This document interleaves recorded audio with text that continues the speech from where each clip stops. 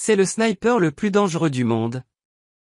Les tireurs d'élite ennemis sont la pire crainte de tout soldat, mais ces tireurs d'élite sont si dangereux qu'ils sont devenus des légendes, éliminant littéralement des centaines d'ennemis. Ne manquez pas de regarder jusqu'à la fin pour découvrir le tireur d'élite qui a tué le plus grand nombre de personnes. Tout d'abord, nous devons nous pencher sur Chris Kyle. Chris Kyle est un Navy SEAL américain et un tireur d'élite. Il est le tireur d'élite américain qui a tué le plus grand nombre de personnes, avec un total de 165 victimes. Il a été rendu célèbre par le film American Sniper, basé sur la vie de Chris Kyle. Il a servi 4 fois en Irak, tuant de nombreuses troupes irakiennes et des membres de diverses autres milices irakiennes. Chris Kyle est devenu si célèbre et si craint par ses ennemis que sa tête a été mise à prix pour 80 000 €.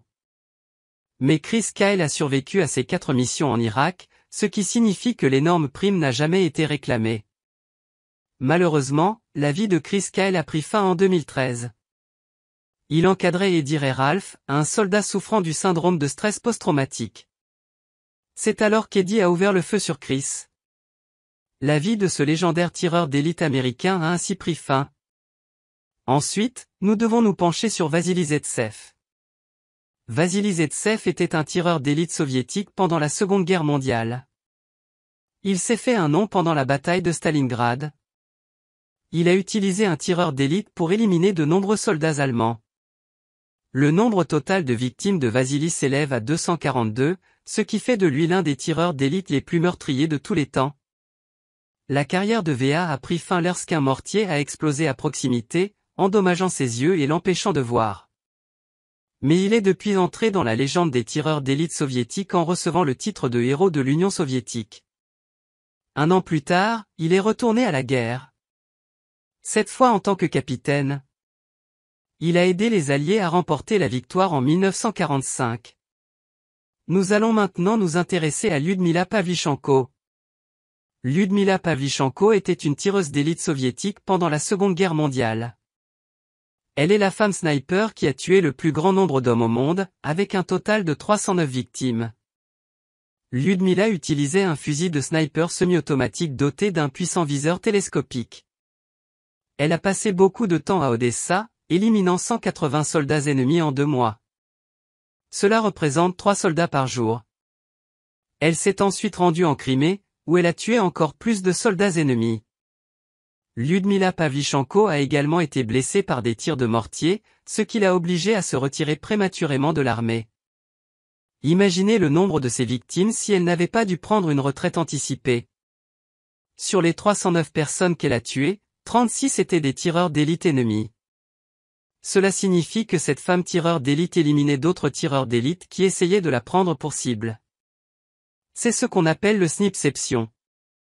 Passons maintenant à Matto Etzenauer. Matto Etzenauer était un tireur d'élite autrichien qui a combattu pour l'Allemagne pendant la Seconde Guerre mondiale. Comme il était du côté des perdants, il n'a jamais été aussi célèbre que ses homologues soviétiques. Mais ne vous y trompez pas, Matto était incroyablement mortel. Il est rapidement devenu l'un des soldats les plus redoutés de l'armée allemande. Avec un total de 345 morts, Matteo a survécu à la guerre et a reçu de nombreuses médailles pour ses capacités de tireur d'élite. Mais lorsque l'Allemagne a perdu la Seconde Guerre mondiale, il a été capturé par les troupes soviétiques et condamné à 5 ans d'isolement. Camp de prisonniers soviétiques. Les goulags soviétiques étaient l'un des endroits les plus durs et les plus brutaux où l'on puisse se retrouver. Mais Mateusz Etzenauer y a également survécu et est décédé en homme libre en 2006. Ensuite, nous devons nous pencher sur le cas de Francis Etzenauer. Pegamagabo. Francis Pegamagabo est le meilleur tireur d'élite canadien de tous les temps. Il a combattu pour l'armée canadienne pendant la Première Guerre mondiale et a tué 378 personnes. Cela fait de lui le meilleur tireur d'élite canadien de tous les temps et le tireur d'élite ayant tué le plus grand nombre de soldats pendant la Première Guerre mondiale. Il a également capturé 300 soldats ennemis pendant la guerre. Ensuite, nous nous intéresserons à Nikolai Ilyin. Nikolai Ilyin était un soldat soviétique de la Seconde Guerre mondiale. Lorsqu'il a reçu ses premières distinctions, il avait déjà tué 296 soldats ennemis. Et après seulement 2 ans de guerre, son nombre de morts s'élevait à 494. Le 4 août 1943, Nikolaï a été tué au combat. Il a reçu la distinction de héros de l'Union soviétique. Malheureusement, il n'a jamais vu l'Union soviétique et les Alliés remporter la Seconde Guerre mondiale. Passons maintenant à Ivan Sidorenko. Ivan Sidorenko était un tireur d'élite soviétique pendant la Seconde Guerre mondiale. En fait, il n'a pas commencé la guerre en tant que tireur d'élite, mais il s'est formé lui-même. Lui-même à l'utilisation d'un fusil de sniper. Il finit par devenir l'un des tireurs d'élite les plus compétents de l'Union soviétique. Il a ensuite dirigé des unités de tireurs d'élite. Au total, il a tué 500 personnes.